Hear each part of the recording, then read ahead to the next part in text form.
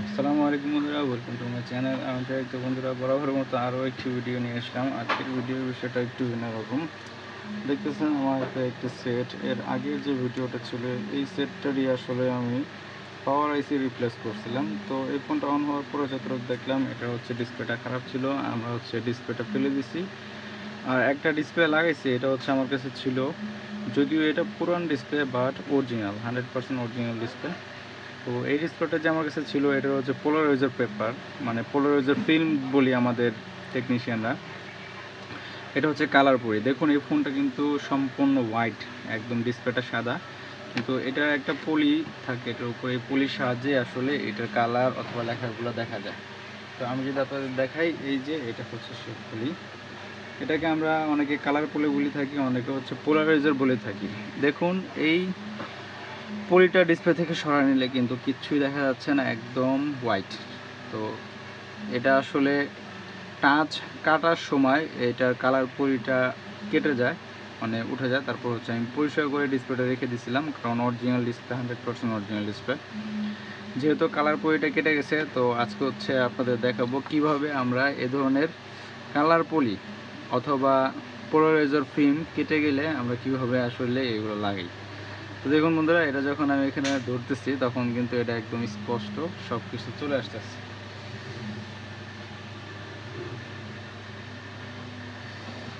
এর যে লেখা টাকা সব কিন্তু এই পলিটা ছাড়া দেখাই যাচ্ছে না। এই পলিটা যদি সরিয়ে ফেলি, একদম হোয়াইট।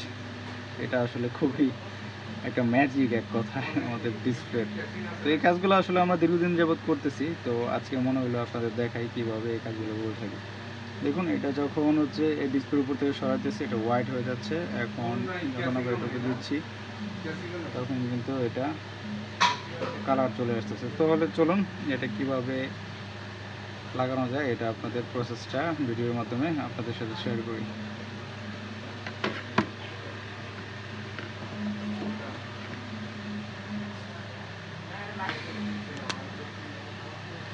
আমি আসলে মার্কার দিয়ে এটা মার্ক করে নিলাম, এটা টপ সাইডটা কোথায়, কারণ এটা যখন বেঁকা তারা হবে এটা কিন্তু কালারটা নষ্ট হয়ে যাবে। এটা একজ্যাক্ট কালারটা কিন্তু এইভাবেই আসতেছে, এই অ্যাঙ্গেলে যেহেতু এটা কালারটা আসছে, তো এইভাবে রাখতে হবে। এটা যদি বাঁকা তারা হয় এটা কিন্তু কালারটা নষ্ট হবে। দেখুন এইভাবে অন্য অন্য কালার করলে এটা নেগেটিভ হয়ে যাচ্ছে, বিভিন্ন কালার চলে আসতেছে, কিন্তু এটা হচ্ছে এটার জেনুইন কালার। এর জন্য মার্ক করে নিলাম, কারণ দিকটা জানি এদিক সেদিক ভুলভাল না হয়। এখন কেচি দিয়ে এটা কেটে নেব। একটু এক্সট্রা বেশি কাটতেছি, কারণ বসানোর সময় যেন সমস্যা না হয়।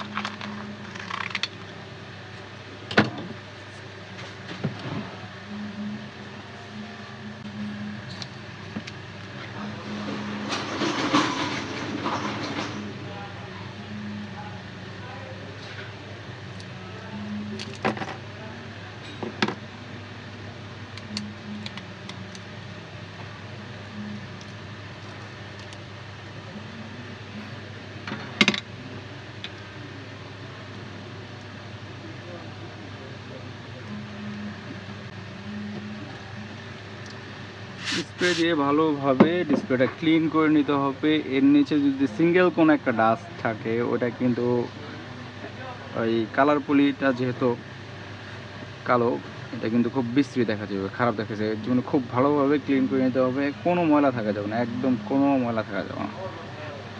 দেখুন আমি হচ্ছে আমাদের যে স্প্রে আছে, এটা হচ্ছে 530 স্প্রে, এটা দিয়ে আমরা ক্লিন করে নিচ্ছি। মেকানিকের ভালোভাবে ক্লিন করে নিতে হবে।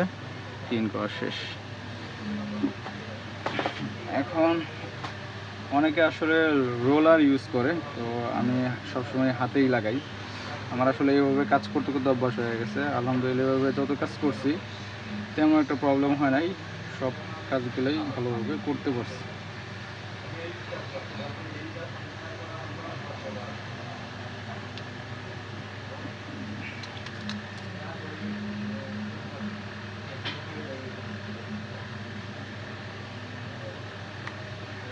দেখুন এটা ডলা দেওয়ার জন্য আমি একটা সমান, এটা হচ্ছে জেটুর গ্লাস, এটা ইউজ করব।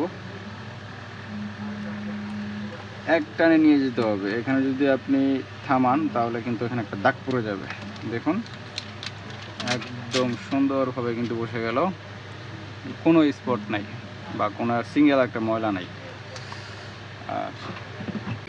আর এটা সমানভাবে কাটার জন্য একদম সহজ উপায়, একদম সহজ উপায়, এর উপরে ভালো উপায় আমার মনে হয় আমার আসলে জানা নাই। এইটা আমি সবসময় এইভাবে কাটি, দেখুন একদম ম্যাশিংয়ের মতো কাটিং হয়ে গেল। ঠিক আছে,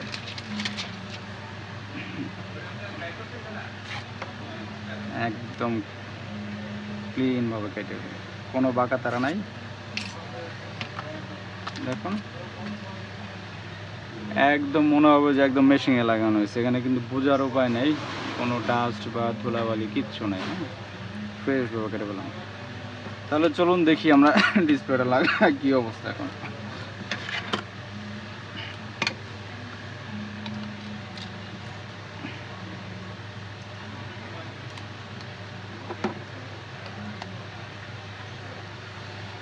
আসলে এই কাজগুলো করার জন্য আপনাদের অবশ্যই অভিজ্ঞতার দরকার আছে, করতে করতে শিখে ফেলবেন বা করতে করতে আপনাদের অভিজ্ঞতা হয়ে যাবে। আমি যেহেতু দীর্ঘদিন যাবত এই কাজগুলো করতেছি, আলহামদুলিল্লাহ আমাদের কোনো সমস্যা হয় না, খুব সহজে আমরা করে ফেলতে পারি। দেখুন বন্ধুরা, এটা কিন্তু একদম ফুল হোয়াইট ছিল ডিসপ্লেটা, এখন কিন্তু একদম সুন্দর ডিসপ্লে চলে আসছে।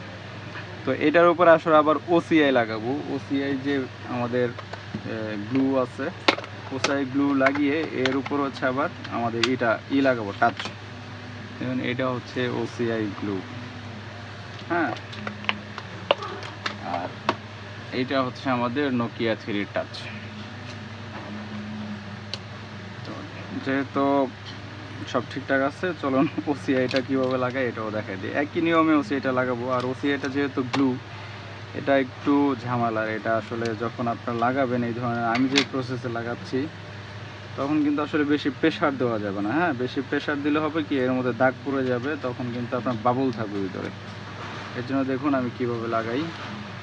এই পার্ট একটা খুলে নিতে হবে সুন্দরভাবে, ওইটা যেভাবে মিডল করে নিচ্ছি ওইভাবে সমান করে নিতে হবে। হ্যাঁ, সমান করে নিয়ে আমি আসলে এভাবে হাত দিয়ে একটা টান দিয়ে নিই, যেন বাঁকা তারা না হয়। পরে হচ্ছে এক চান্সে, ওইটার মতো এক চান্সে টান দিতে হবে, কোনো জায়গায় থামা যাবে না।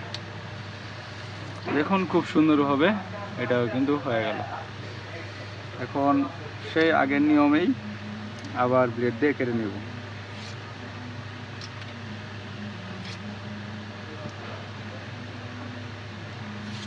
ইন্ডিকেটরের ব্লেড দিয়ে কাটা কিন্তু খুব সোজা। আসলে অনেকে আসলে বোর্ড এইভাবে রেখে কাটেন, এইভাবে ধরে এইভাবে বাতিটা কাটেন। ঠিক আছে, এইভাবে কাটলে কিন্তু ডিসপ্লে ড্যামেজ হয়ে যায়, অনেক সময় বেকা তারা হলে ডিসপ্লেটা ভেঙে যায়। আর এইভাবে কাটা একদম সোজা। আমি দীর্ঘদিন যাবৎ এইভাবে কাজ করে আসতেছি, বা এই ওসিআই তারপর হচ্ছে পোলারাইজার পেপারগুলো এইভাবে কাটি। আল্লাহর মধ্যে কোনো ডিসপ্লে কাটার সময় ড্যামেজ হয়নি।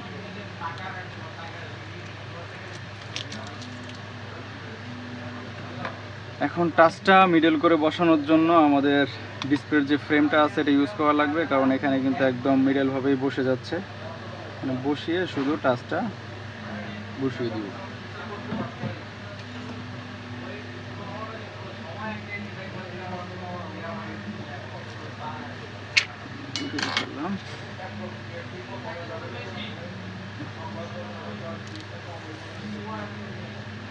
এখন সুন্দর করে মিডলভাবে বসিয়ে দিলেই হয়ে যাবে, কোনো ঝামেলা নাই, কোনো প্যারা নাই। ঠিক আছে, অনেকেই ফ্রেম ছাড়া বসান, আসলে অনেকের অভিজ্ঞতার কারণে ফ্রেম ছাড়া বসিয়ে হয়তো হয়ে যায়, কিন্তু বেকা দ্বারা হয়ে যায়। দেখুন ডিসপ্লেটা কিন্তু একদম মিডলভাবে বসে গেছে, চারপাশে সমানভাবে সুন্দরভাবে বসে গেছে, একদম মনে হচ্ছে কোম্পানি ফিটিং, বোঝার উপায় নাই। তো এটা হচ্ছে আমি হাত দিয়ে টিপে এর যে বাবুল আছে যেগুলো বের করে দিব। আর এই হাত দিয়ে যে পাঞ্চিং করার কাজটা এটা আসলে আমি করি কেন, কারণ আমার যে এই বাবল রিমুভার মেশিনটা আছে, এটা আসলে আমার নিজস্ব তৈরি মেশিন। আলহামদুলিল্লাহ এই মেশিন দিয়ে অলমোস্ট আমি 4 বছরের মতো কাজ করতেছি, খুব ভালো কাজ করে। ওটাতে আমার পাঞ্চিংটা নাই, এর জন্য হচ্ছে পাঞ্চিংয়ের কাজটা হাতে করে নিতে হয়। দেখবেন আপনারা প্রায় ভিডিওতে আমি এইভাবে হাত দিয়ে টিপে টিপে হচ্ছে এই বাবুলগুলো বের করে দিই। অবশিষ্ট যে বাবুল থাকে ওটা মেশিনে দিলেই একদম ক্লিন হয়ে যায়।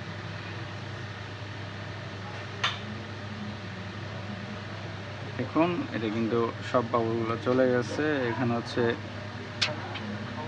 এই ছোটো ছোটো যে বাবুলগুলো আছে এগুলো কিন্তু আমাদের মেশিনে দিলে একদম পরিষ্কার হয়ে যাবে, ক্লিন হয়ে যাবে। তো এইভাবেই আসলে ডিসপ্লেগুলো আমি রিপারবিশ করে থাকি অথবা পুরান ডিসপ্লেগুলো আবার ঠিক করি। তো আমাদের ডিসপ্লেটা একটা বাবল পলিতে দিয়ে এইভাবে এখন হচ্ছে আমাদের এই হচ্ছে আমাদের ওসিআই বাবল রিমুভার মেশিন। এটা আসলে আমাদের নিজস্ব তৈরি, আমি নিজেই তৈরি করছি, যার কারণে এটা এরকম। এটা আসলে আমি অন্য কোথাও দেখিনি, মানে বিশেষ করে বাংলাদেশ কোনো ভিডিওতে। এই মেশিনটা মোটামুটি 4 বছরের মতো ইউজ করতেছে, আলহামদুলিল্লাহ খুব ভালো কাজ করতেছে।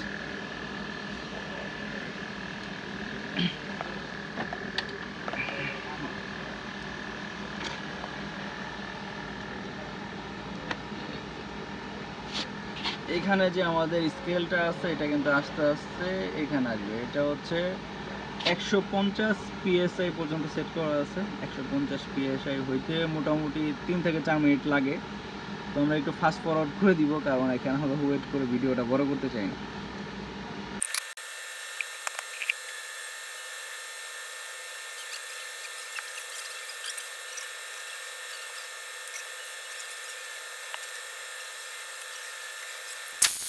এটা আসলে এই 150-এর মতো সেট করা আছে। এটা এই কাঁটাটা 150-এর উপর উঠবে না। যখন এখানে আসবে তখন কিন্তু অটোমেটিক আপনারা দেখলেন ভিডিওতে হাওয়াটা ছেড়ে দিবে এবং আমাদের মানে মিটারটা এভাবে চলে আসবে।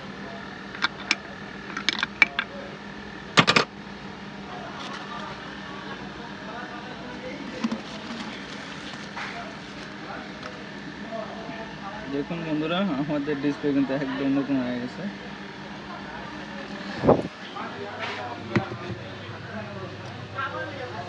এখন এটা কিন্তু একদম ব্র্যান্ড নিউ ডিসপ্লে হয়ে গেছে, কোনো বাবল টাবল নাই, একদম নিউ।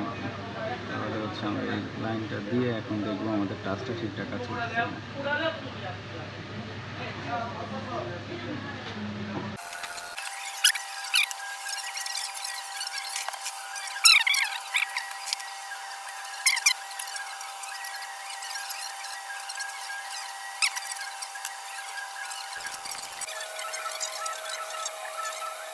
আচ্ছা ঠিক আছে, তো আচ্ছা আচ্ছা ভাই, সমস্যা নেই। তো আমাদের টাচের লাইনটা খুব সুন্দরভাবে দেখলেন, ঝালাই করে নিলাম। এখন হচ্ছে আমরা এটা মাদারবোর্ডে লাগাইয়া দেখবো আমাদের টাচটা ঠিকঠাক কাজ করতেছে কিনা।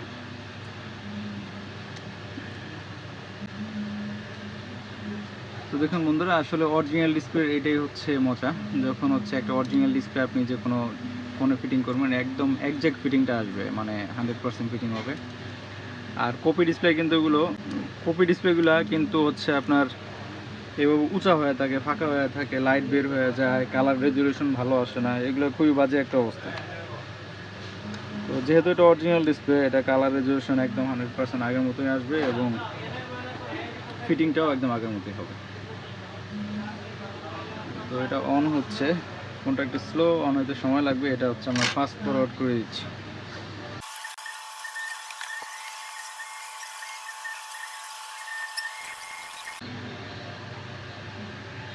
মানে দেখুন টাচটা কিন্তু আলহামদুলিল্লাহ ঠিকঠাক কাজ করতেছে। তো বন্ধুরা দেখলেন আমরা আসলে কিভাবে যে কোনো ফোনের অরিজিনাল ডিসপ্লে ভালো থাকলে শুধু টাচটা নষ্ট হয়ে যায়, এগুলা কিভাবে চেঞ্জ করি। তো এই ডিসপ্লেটা আমার কাছে আগে থেকে ছিল আর কি, এটার উপরে গ্লাস ফাটা ছিল, এটা কাটতে যেয়ে কালার যে পোলারাইজার ফিল্ম এটা কাটে গেছিলো, তো রেখে দিলাম। দেখলেন এটা আসলে কিভাবে রিপারবিশ করলাম আবার। এভাবে আসলে আমরা সযত্নে এবং পরিষ্কার পরিচ্ছন্ন করে টাচ ডিসপ্লের কাজগুলো করে থাকি। তো যারা আমার ভিডিওটা দেখলেন, যদি ভিডিওটা ভালো লাগে অবশ্যই আমার চ্যানেলটা সাবস্ক্রাইব করবেন এবং আপনাদের মূল্যবান মতামত কমেন্টের মাধ্যমে জানাবেন। তো সবাই ভালো থাকবেন, সুস্থ থাকবেন, আল্লাহ হাফেজ।